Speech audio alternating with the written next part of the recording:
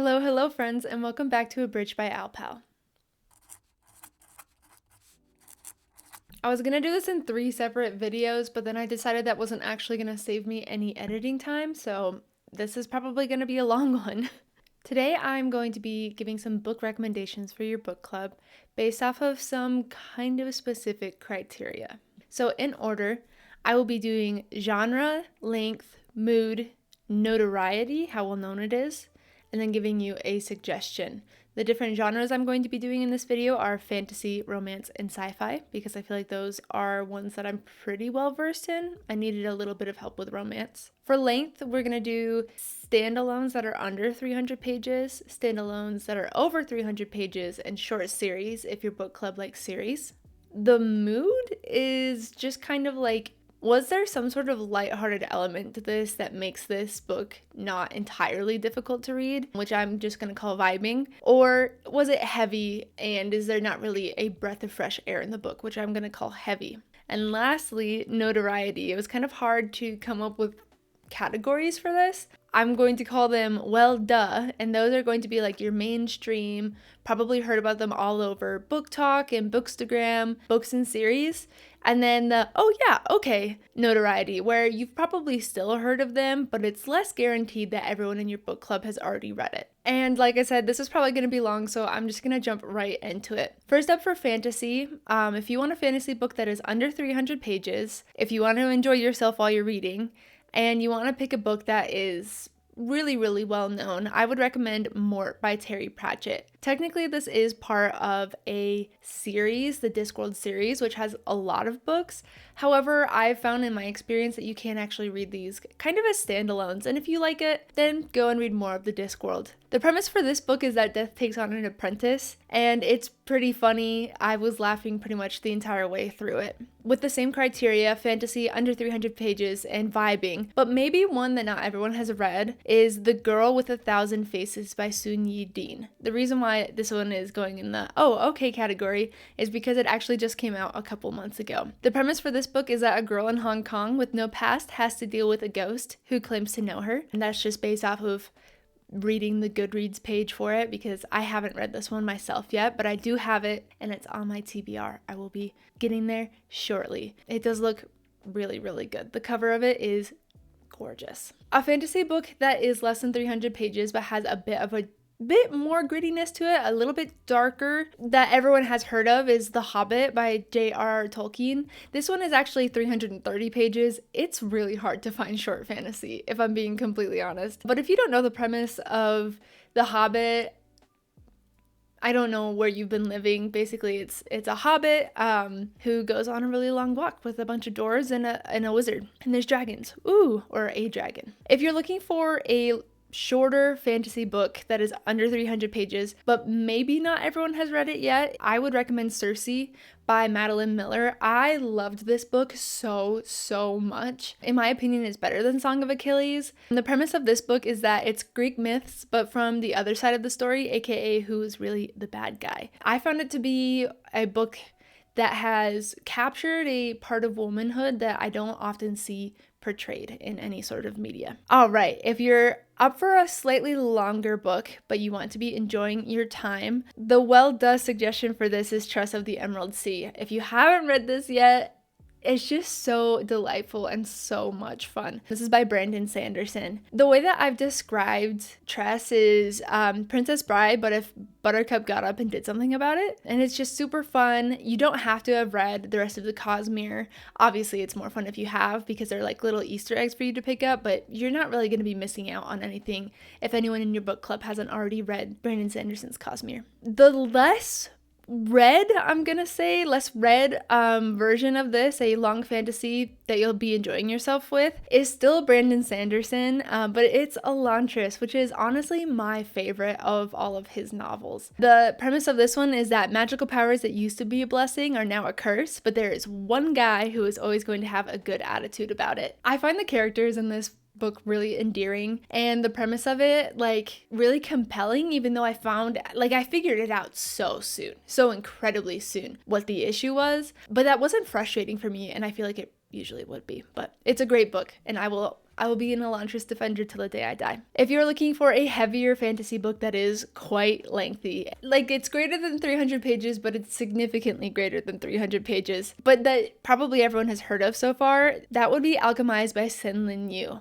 This is an incredibly dark book, and I do not make the suggestion lightly. However, if everyone in your book club is up for reading it, there are so many good things and like hard to deal with topics in the book that you could have a discussion about. The premise for this is that the bad guys won, necromancy reigns supreme, but how did we get here? Not at all in a funny, light way. There are quite a few content warnings on that one though, so definitely discuss heavily whether or not you actually want to read that one, but if you do decide to read it, I think that you're in for a lot of good conversation. One that I'm pretty sure most people haven't heard of that fits the same criteria, a fantasy that's over 300 pages and has a heavier tone to it, is The Witch's Heart by Genevieve.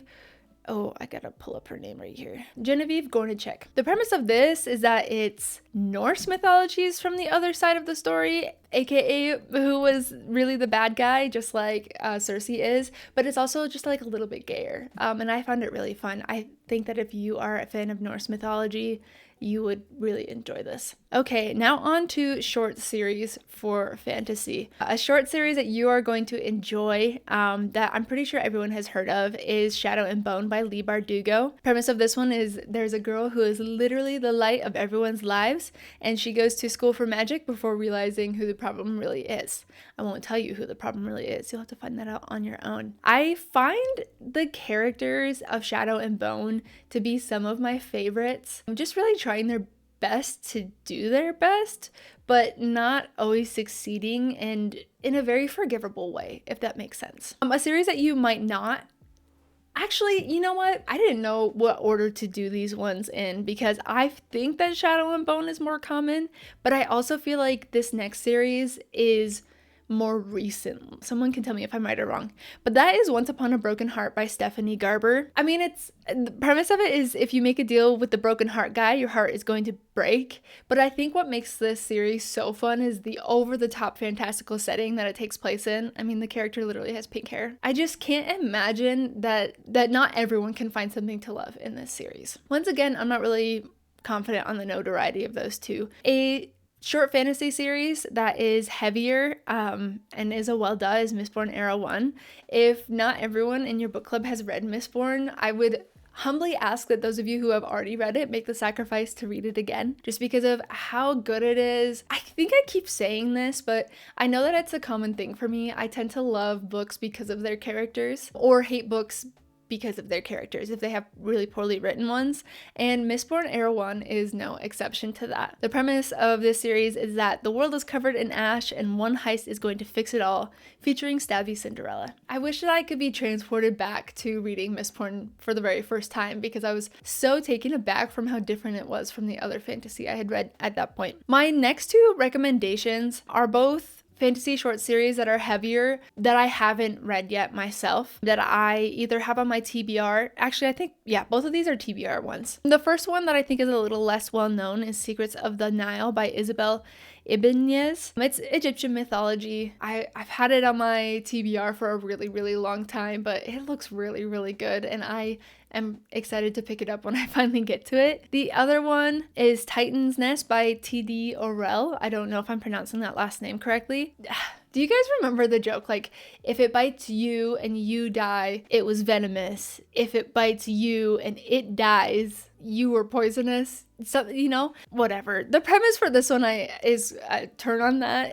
I wrote, if a dragon bites you and your brother dies, are you poisonous? The concept of this series is so interesting to me, and I was waiting for it to become available on something other than Amazon, but it looks like it's gonna be a while, so I'll probably buy it and read it soon. One thing I will say in its favor is that the covers are absolutely gorgeous on this one. I will be very proud to have it on my bookshelves. That is wrapping up fantasy. Now we will move on to romance. If you're looking for a short romance standalone, that is kind of an obvious one, but I feel like you should hit, if not everyone has read it, is obviously Jane Austen, but not just like Sense and Sensibility and Pride and Prejudice. I would actually recommend Northanger Abbey. It was probably my favorite one of the other four. The premise of this one is that a gothic novel enthusiast learns that real life is actually weirder than fiction. It's just really funny the way that the horror and mystery affects the main character, and I felt like I could relate to it a lot. Just like the way that what has happened to me recently is going to bias how I'm experiencing life right now. Obviously, there's going to be like a ton of reading guides out there for any Jane Austen. That one would be really, really easy to, find some questions for your book club for. A little less well-known one, Josh and Hazel's Guide to Not Dating by Christina Lauren. And what I have written down for the premise is, come on, you know what's gonna happen here. I actually haven't read this one myself, but one of my best friends who's really into romance said that she absolutely loved this book. I put it on my TBR. It's definitely going to be one that I read. If you're looking for a shorter romance novel that's a little bit heavier and you haven't already read this, you should absolutely read This Is How You Lose the Time War by Amal El-Mohtar and Max Gladstone. The premise of this one is that two rival time agents flirt so hard they threaten causality.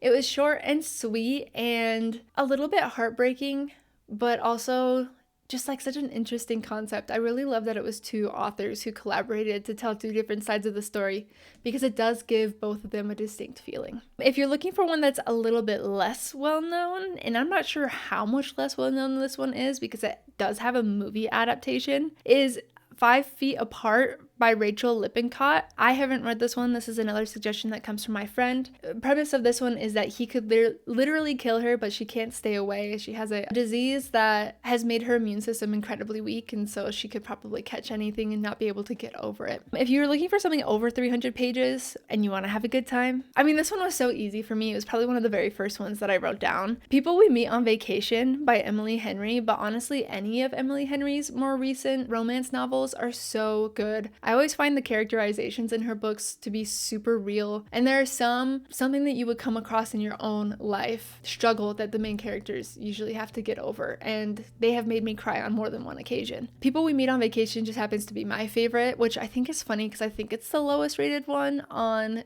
Storygraph. The premise of this one, what I have written down is, what if the real treasure was the false personas we made up along the way, and they love each other, but they won't admit it? Like I said, anything that Emily Henry has written in like the last 5-6 years, maybe even longer than that, is just gonna have incredibly realistic characters and be really, really tender-hearted. If you're looking for a romance that's a little bit longer, but maybe not everyone has read it, I would suggest A Marvelous Light by Freya Marsky. This is an LGBTQIA+ romance novel that takes place in like the 1800s, and the premise for it is that a button-up bureaucrat accidentally discovers magic and a very attractive magician, and it is technically a part of a series, but kind of like Discworld, you can read them standalones. At least I have only read the first book of this one because I believe that each book focuses on a different set of characters, so they all take place in the same world. You don't necessarily need to read the next one to continue on the story. You're going to be very, very happy with how it wrapped up. Next, if you're looking for a longer romance novel that's heavy, that everyone has heard of, Song of Achilles by Madeline Miller. I know I said that I like Circe better, but that one's not romance, so they get to go in two different ones. Like, everyone knows Achilles, but do you know Patroclus? And do you know that they were in love? It's just really well done. I found myself really enjoying what Madeline Miller puts out there by way of Greek retellings. Also Greek, but not Madeline Miller, that maybe not everyone has heard of. I absolutely love Clytemnestra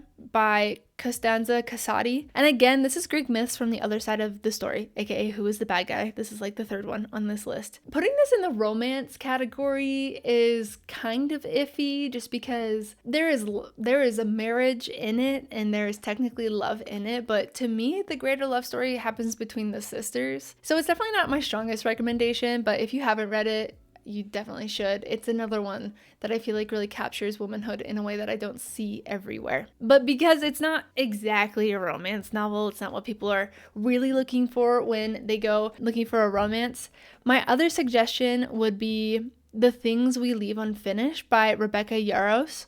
I haven't read this one myself, but I was talking to another one of my best friends last night about it, and she said that she absolutely loved it. The premise for this book is double timeline love stories, one going on during World War II and another one that's more modern day. Okay. On to short series for romance. A short series that you are going to be absolutely vibing while you read, but I'm pretty sure everyone has heard of, is The Selection by Kira Cass. I know that this is like a teen novel, but it's just actually a really, really cute love story. The way that I've described this is The Hunger Games that make it Bachelor and royalty. And then I said after that, I need to reread this. I love The Selection so much. I really can't tell you why. I just feel like it's my coziest book that I can crawl back to when I'm in need of it. It's really good. I guess it's not teen. I guess she's like 20. But still, it definitely reads like a teen novel. Romance that you might not have heard of. I'm not really sure how popular this has been on Book Talk. It might be where I found it, but I really can't remember because I read it a long time ago. Is The Wrath and the Dawn by Renee Ahdieh. The premise of this is that the martyr decides the serial killer deserves a conversation first. And this is in the romance category, so you know what happens. It's got a Middle Eastern vibe to it, which is fun and different from books that at least I've read before. That's all I'm going to say about it. There's not a lot more I can say about it that spoils a ton. I feel like I've already spoiled a decent amount. It's a duology. I love them both. I thought they were both great. Another romance short series that's not actually short because I think there's like 4 or 5 books out, but it is incredibly easy to read, is American Royals by Katherine McGee. The premise of this series is that what if America had a royal family instead? I've talked about the series before. I just love the way that it deals with the drama, but you don't actually have to be stressed about it because a royal family is something that America's never gonna have. I do really think that like you could spend a long time discussing what would it be like if America had a royal family. And so I think it would be an excellent pick for a book club. A romance short series that is a little bit heavier that I'm pretty sure everyone has heard of is Letters of Enchantment by Rebecca Ross. This is Divine Rivals, and I can't remember the name of the second one. The premise of this is rival journalists fall in love through enchanted typewriters during a magical war. I feel like this was one where like I finished it and I was like, oh yeah, that was good. But then as more time goes by, I'm like, that was really good. Like there was something about it that I go back to in my mind a lot, and I couldn't really put my finger on it, but it's really, really good. Romance short series that's a bit heavier that you probably haven't heard of, and this is like definitely my biggest stretch of all of my recommendations. But honestly, like I read this when I was in like high school, and I just remember being so obsessed with the first book, but I have not gone back since and reread it. So I have no idea if it was actually good or if this was when I was in my like deeply, deeply terrible like Wattpad stage of life. It is Lux by Jennifer L. Armentrout, who is a very well-known author these days. And the premise of this is like your hot neighbor is an alien. However, I remember vampire for some reason, so there's gotta be some sort of similarities there, and this complicates things. I couldn't tell you any more than that, honestly, because it was so long ago that I read it. I just remember just like ripping through it and enjoying myself a ton. So might be good, might be bad. Actually, this is my weakest recommendation of them all. Okay, let's move on to sci-fi. If you're looking for a short sci-fi and you want to be having a good time, I have 3 recommendations for you. The well-duh one is The Giver by Lois Lowry. I know that the story itself isn't incredibly lighthearted, but I do think a lot of people read it in middle school, so it's got that nostalgic factor to it a little bit. And the premise of it is like utopia works great until someone remembers feelings, you know. So there's definitely a lot of lighthearted moments going on, and they supposedly live in this perfect world, but it's obviously not actually perfect because it never really can be. Just a side note, I did like the movie. I don't know how well the movie was actually received, but I like it. The next one that I haven't actually read, but is on my like imminent TBR, is Starter Villain by John Scalzi. The premise of this is that someone inherits their uncle's supervillain legacy and how hard it is. Like it's no piece of cake. I'm super excited to read that one. I've heard a lot of good things about John Scalzi, so I hopefully will get to it sooner rather than later. However, if I'm really talking like recommendations for a book club that are sci-fi and they're short so people can get through them pretty quickly, you have to read sci-fi short stories. They are so good and they're the foundation of the genre. There's lots of fun ones out there. There's lots of dark ones out there. I would say more dark ones than light ones. But if you are looking for a lighthearted short story, sci-fi short story to read, I have 2 suggestions actually. I would say They're Made Out of Meat by Terry Bisson and Aristotle and the Gun by L. Sprague de Camp. They're Made Out of Meat is super short. I read it in probably like 5 minutes yesterday. Aristotle and the Gun takes a little bit longer, but they're both excellent and definitely have a humorous element to it. If you're looking for a short sci-fi that's a bit heavier, that has some darker themes that it handles, the well-duh recommendation for this is Frankenstein by Mary Shelley. It is so good and it's a classic for a reason, and I really do feel like even if your entire book club has read this one before, you can reread it, and you probably should, because you pick up on different things every time you go through that one. It's fantastic. And if for some reason you haven't heard of Frankenstein, the premise of this is that I guess not main character because it's narrated from the creature's point of view. Basically, it's about the most absent of all absent fathers. Just give the creature love. That's all that it really wants. The next one though, one that's a little bit heavier, and I know that no one has really heard of it because this was actually written by a friend of mine, but I enjoyed it so much, is The Shadowrunner by DC Winters. The premise of this is that suburban Arizona gets a visit from a soul-sucking monster. I know that it sounds more fantasy, but it's not. It's definitely more sci-fi. Really, really good. The main character is a detective, is a cop, and I did not think that I was gonna like it when I started it, but then I finished it and I was like, that was really well done. It was super, super well done. So I would actually super highly recommend The Shadowrunner by DC Winters. And not just because I know the author. It's good. I really like it. Next, if you're looking for a longer sci-fi story, the well-duh recommendation for this is Project Hail Mary by Andy Weir. This is easily one of like my top 4 or 5 books of all time. The premise of this one, if you haven't seen all of the commercials that have been out for the movie that came out earlier this year, is one guy wakes up in space with no memory and somehow has to save humanity. And I don't think it's a spoiler at this point, but he does find some unlikely help along the way. And it's so good. One of the main concerns I think that people have with this book is the fact that like he is a scientist, and so he talks about science in as accurate as terms as possible, and so people are like, oh my gosh, this is gonna go over my head. But I found that he does a really good job of explaining things in a way that makes sense and makes the reader feel like they know what's going on without them actually having to like go and study the subject. One that's a little bit less well known, not because the author is less well known, but just because it came out earlier this year, is Operation Bounce House by Matt Dinniman. I finished this recently. I wasn't quite in the mood to read it when it first came out, and so I just kind of put it off because I wanted to enjoy it. And then when I did finally pick it up, it was absolutely the right time. And it's really fun. I mean, the premise of it is dark. Matt Dinniman himself has described himself as a horror author who wraps that horror up in humor so that you don't really notice what's actually going on.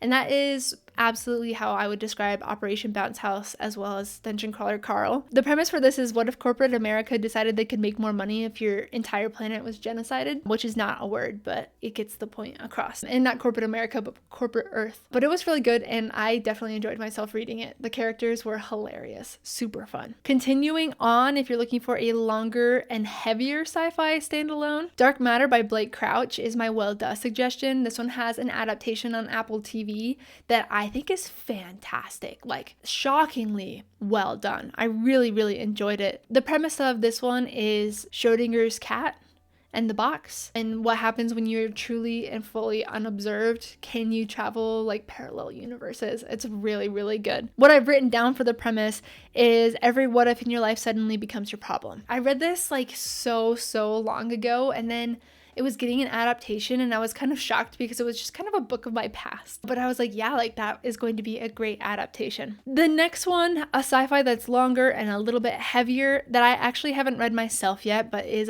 on my TBR, is Contact by Carl Sagan. I don't know how to pronounce the last name. From what I've been told, this is like a pinnacle of sci-fi. It was written in the 60s or 70s. I don't remember exactly.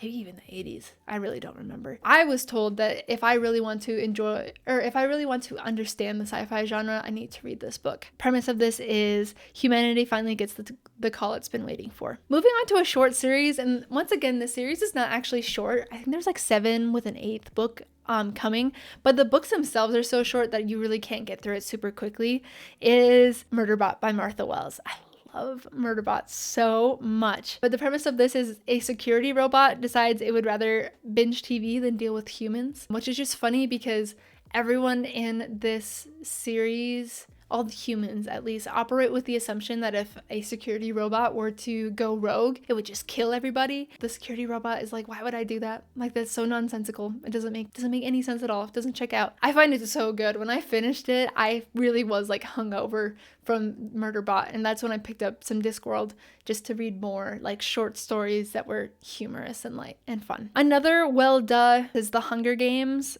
by Suzanne Collins, which is technically a like YA teen book, but it has just, in my opinion, matured really, really, really well. And the themes that are discussed in it are still just as relevant today as they were when I first read it. The premise of this, if you haven't heard of it, which I think would be crazy, but it's reality TV, but losing means dying. Really, really well done. Because it's written for a younger audience, it is very easily digested, and there are just so many things that you can talk about when it comes to the Hunger Games. And it's a very popular book in like middle grades and high school, so there is a ton of discussion material out there for Hunger Games. We're almost to the end of my list. A short series, sci-fi short series that had a very light vibe, but it has nothing to do with the story and everything to do with the cover of the book, and yet it worked on me, is Neon Ghost by Daniel B. Green. I really enjoyed that. There's only the first book is out so far, but I do believe it's planned to be a series, which is why I'm throwing it in here. I bought the book because I like Daniel Green, right? I watch his YouTube channel and I was like, yeah, like I want to support him in what he's done. And the book is purple and I love purple, so why not? And so I got it and then I just tore through it and it was really, really, really good. I love the main character so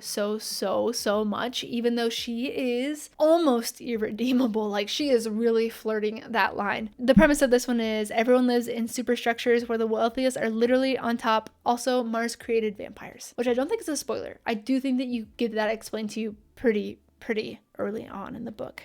We've got 3 more, and these are all very, very well known, either for the author or the series itself. A short sci-fi series that is a bit heavier that everyone has heard of, I know everyone has heard of, but has such good talking material in it, is Dune by Frank Herbert. This is space politics, giant worms, and one very inconvenient prophecy. And drugs. It's so good, and it really raises a lot of what ifs. The reason why this is going in short series is because I personally haven't read past book 2, Dune Messiah, and from what I've heard, I think that there's a common opinion that you don't necessarily need to read past book 2 or 3. Obviously, you can always go on if you want to. And even though Dune Messiah made me feel uncomfortable, there was a lot of food for thought in it, and it really opened my eyes to some issues that I wasn't really considering before. Another well-done heavy sci-fi short series is Red Rising by Pierce Brown. A lot of people say you can stop after book 3. That is not true. It is 6 books, and I know that it is not a short series, but I still feel like you need to read it. At least the first book. Read it. It's so good. This is Hunger Games, but in space, and it was his wife, not her sister, that was like the propellant into becoming this underdog face of a revolution. My last recommendation to you guys is a book that I read when I was in middle school. It is technically a series. I have not read past the first book, which I feel like is kind of a common theme on this. I know everyone's heard of the author, Neil Shusterman, but the series itself is Unwind. And the premise of this series is, what if parents could retroactively abort teenagers and unwind them and their organs and their DNA and reuse them elsewhere? And it is like so messed up, you guys. Like I said, I read this one and I remember 7th grade because I remember sitting in my 7th grade science class reading this. The science class had nothing to do with reading this book. It just so happened that I had some downtime and was reading it and just being like shocked. It was so crazy and it was so good, and I absolutely need to go back and finish the rest of the series. I remember the main premise of it well enough. I feel like I could jump back into it without rereading the first book. Dang, that it's gonna mess with your mind a little bit, and the fact that it was written for like middle grade is shocking to me. Okay, that was a huge list, and I will be putting up a graphic of this somewhere, maybe uploading it somewhere so that you can see my recommendations without actually having to watch this whole video again. But I do think that the video is good because it gives me a chance to talk about them a little bit more and what you can do with it. I think book clubs are so much fun, and it's been a while since I've done one. As always, thank you guys so much for watching. This was an idea I had that I was like, yeah, I could do that super fast, and then ended up putting hours of homework into. So I really hope that you guys like these recommendations and that they're not just like completely useless, that you open up this video hoping that you find something and then find nothing at all. I really, really do hope that it was helpful for people. I will see you guys again next time. Bye. I don't have Google Sheets downloaded apparently. 7 minutes? No, thank you. Oh, that was a fun video. Oh my gosh, I was sitting way too low the entire time.